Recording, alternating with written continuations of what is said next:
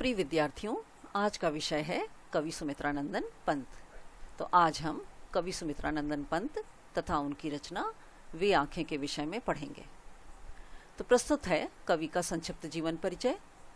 तो कवि सुमित्रानंदन पंत का मूल नाम गोसाई दत्त था और इनका जन्म सन 1900 में कौसानी, जिला अल्मोड़ा, उत्तरांचल में हुआ था। इनकी प्रमुख रचनाएं हैं जिसमें वीणा, ग्रंथि, पल्लव, गुंजन, युगवाणी, ग्राम्य, चिदंबरा, उत्तरा आदि अनेक इनकी प्रमुख रचनाएं हैं। इन्हें कई पुरस्कारों से भी सम्मानित किया गया, जिसमें भारतीय ज्ञानपीठ पुरस्कार, साहित्य अकादमी पुरस्कार, सोवियत नेहरू पुरस्कार तथा पद्म भूषण। इनकी मृत्यु सन 1977 में हुई थी। तो कवि सुमित्रानंदन पंत छायावाद के प्रमुख स्तंभ माने जाते हैं और प्रकृति के चित्रकार कवि हैं। इनकी कविता में प्रकृति को महत्वपूर्ण स्थान प्राप्त है और हिंदी कविता में प्रकृति को पहली बार प्रमुख विषय बनाने का काम पंत जी ने ही किया था। तो एक तरह से इनकी कविता प्रकृति और मनुष्य के जो आपस का जो हृदय से जुड़ा हुआ संबंध है, इस बात का प्रमाण है इनकी कविता। तो कवि प्रकृति के साथ साथ प्रगतिवादी भी हैं।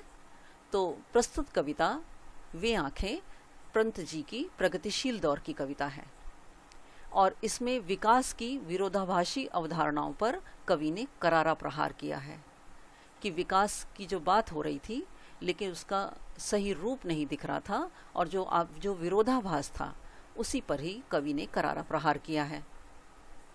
किसान जो युगों युगों से शोषण का शिकार हो रहा है, उसका दुखी जीवन कवि को बहुत आहत करता है, कवि को बहुत दुख पहुंचाता है और कवि को इस बात का भी बहुत दुख है कि स्वाधीन भारत में, स्वतंत्र भारत में भी किसानों को केंद्र में रखकर व्यवस्था ने, यानी सरकारी व्यवस्था ने कुछ निर्णायक हस्तक्षेप नहीं किया है कि किसानों की दशा को सुधार सकें। तो कविता में ऐसे ही दुष्चक्र में फंसे हुए किसान के व्यक्तिगत तथा पारिवारिक दुखी जीवन को इस कविता में व्यक्त किया गया है और साथ ही जो समाज का जो विभाजित रूप है, यानी समाज जो जाति वर्ग और ऊंच नीच, अमीर गरीब में बटा हुआ है और उसमें गरीब वर्ग किस तरह से शोषण का शिकार हो रहा है, इसको भी यह कविता पूर्ण रूप से व्यक्त करती है। तो यह था पाठ का संक्षिप्त परिचय। प्रस्तुत है कविता वे आंखें। तो वे आंखें एक शोषित पीड़ित किसान की दयनीय दशा का वर्णन इस प्रस्तुत कविता में किया गया है। तो प्रस्तुत है कविता तथा उसका भावार्थ। तो अंधकार की गुहा सरीखी उन आँखों से डरता है मन। तो कवि कह रहे हैं कि कवि किसान की दीनहीन दशा का वर्णन करते हुए कह रहे हैं कि वह किसान जो अत्यंत शोषित है, पीड़ित है, उस किसान की आंखें गुहा सरीखी, गुहा अर्थात गुफा, सरीखी अर्थात समान। तो वह किसान जो युगों युगों से शोषित और पीड़ित हैं, उस किसान की आंखें गहरे गड्ढे में धसी हुई हैं और वह गहरे गड्ढे में धसी हुई आंखें अंधेरी गुफा के समान प्रतीत हो रही हैं और उस किसान की आंखों में भयानक गरीबी का दुख छिपा हुआ है और ऐसी दुख भरी आंखों को देख करके उन आंखों से डरता है मन। यानी किसान की गरीबी का जो भयानक दुख आंखों में से व्यक्त हो रहा है, उन आंखों को देखकर मन अज्ञात भय से भयभीत हो रहा है।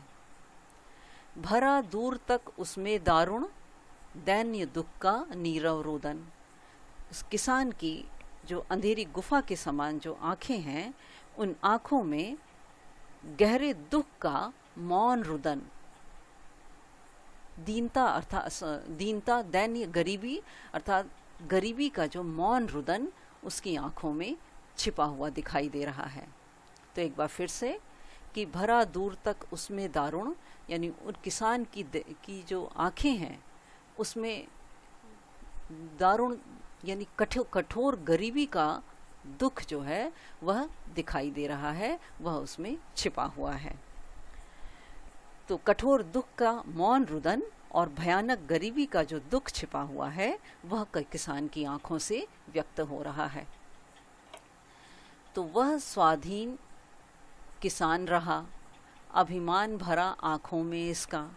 तो वह किसान कभी अतीत में स्वतंत्र था, स्वाधीन था, अर्थात स्वतंत्र था, अभिमान भरा था उसकी आंखों में, उसके पास हरे भरे खेत थे और उन खेतों के से उसके आंखों में भी अत्यंत स्वाभिमान भरा हुआ था।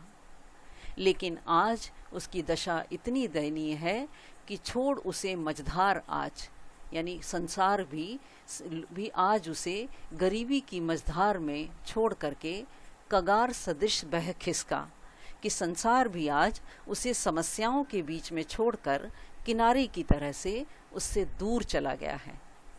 अर्थात किसान जो है वह समस्याओं से जूझ रहा है। तो एक बार फिर से, किसान जो है वह कभी स्वतंत्र था, उसके हरे भरे खेत थे, उसकी आंखों में स्वाभिमान भरा हुआ था, लेकिन आज उसके पास उसके खेत नहीं है और यह संसार भी उसे समस्याओं के बीच छोड़कर किनारे की तरह से उससे दूर दूर चला गया है। लहराते वे खेत दृगों में हुआ बेदखल अब जिनसे। तो किसान अपने अतीत को याद करता है और उसकी आंखों में उसके हरे भरे खेतों का दृश्य उसकी आंखों के सामने आ जाता है। तो कभी उसके लहलहाते हुए खेत थे जो उसकी आंखों के सामने नज़र आते हैं, और आज वह खेत भी उसके पास नहीं है। हुआ बेदखल, उस जो खेतों का जो अधिकार था उस अधिकार से भी उसे वंचित कर दिया गया है, वह खेत भी अब उसके नहीं रहे। कभी उसका जीवन इतना सुखमय था कि हंसती थी उसके जीवन की हरियाली जिनके तृण तृण में, तृण तृण अर्थात तिनके तिनके में। तो कभी उसके जीवन में तिनके तिनके में हरियाली थी, अर्थात उसका जीवन बहुत सुखमय था, परंतु आज वह सब सारा सुख समाप्त हो गया। जो जमींदार ने उसके ऊपर जो अत्याचार किया, तो जमींदार के अत्याचारों का दृश्य भी उसकी आंखों के सामने घूम रहा है, कि आंखों ही में घूमा करता कि जमींदार के द्वारा किया गया अत्याचार, वह दृश्य उसकी आंखों के सामने घूम रहा है, कि वह उसकी आंखों का तारा अर्थात उसका पुत्र, कि उसका पुत्र किस तरह से जमींदार के कारकुनों की लाठी, कारकुन अर्थात जमींदार के जो कारिंदे, जो उसके सेवक, उसकी लाठी से भरी जवानी में ही मारा गया था। तो किसान अपने, एक बार फिर से अर्थ है कि किसान की आंखों के सामने वह दृश्य घूम रहा है, अपने प्रिय पुत्र का दृश्य घूम रहा है, जो उसकी आंखों का तारा था, जो अत्यंत प्रिय था। लेकिन जमींदार ने उस पर इतना अत्याचार किया कि वह जमींदार के जो कारकुन थे अर्थात उसके जो कारिंदे, उनकी लाठी की प्रहार से भरी जवानी में ही मृत्यु को प्राप्त हो गया। तो किसान का जीवन इतना दुखी है कि उसके पास अब उसके खेत भी नहीं है और उसका प्रिय पुत्र भी जमींदार के अत्याचार के कारण मृत्यु को प्राप्त हो गया। तो यह था भावार्थ। प्रस्तुत कविता में काव्य सौंदर्य विशेष तौर पर विद्यमान है। प्रस्तुत कविता की भाषा संस्कृत निष्ठ खड़ी बोली है। छंद में यह मुक्त छंद है और शैली वर्णात्मक है। कविता करुण रस की कविता है, करुण रस है, और क्योंकि किसान की दीनहीन दशा का वर्णन किया गया है। प्रस्तुत कविता में किसान की जो उपेक्षा हो रही है उस उपेक्षा का मार्मिक चित्रण प्रस्तुत किया गया है। अनेक अलंकार इस कविता में विद्यमान है, जिसमें उपमा अलंकार है। उपमा अलंकार है गुहा सरीखी में, साथ ही कगार सदिश यहाँ पर उपमा अलंकार का सुंदर प्रयोग है। साथ ही साथ अनुप्रास अलंकार है और जीवन की हरियाली यहाँ पर रूपक अलंकार है। किसान की जो अत्यंत दीनहीन दशा है, इससे पूरा दृश्य बिंब दृश्य बिंब उपस्थित हो रहा है। तृण तृण में पुनरुक्ति प्रकाश अलंकार है। जमींदार के द्वारा किए गए अत्याचारों का वर्णन किया गया है और मुहावरे भी इस कविता में में अनेक मुहावरे का भी प्रयोग है, जिसमें आंखों का तारा यह मुहावरा है। तो यह था कविता का शिल्प सौंदर्य। तो आशा है आपको अच्छी तरह भावार्थ तथा शिल्प सौंदर्य समझ में आ गया होगा। तो आज के लिए इतना ही। कविता का आगे का भाग हम दूसरे भाग में पढ़ेंगे। तो आज के लिए इतना ही। धन्यवाद।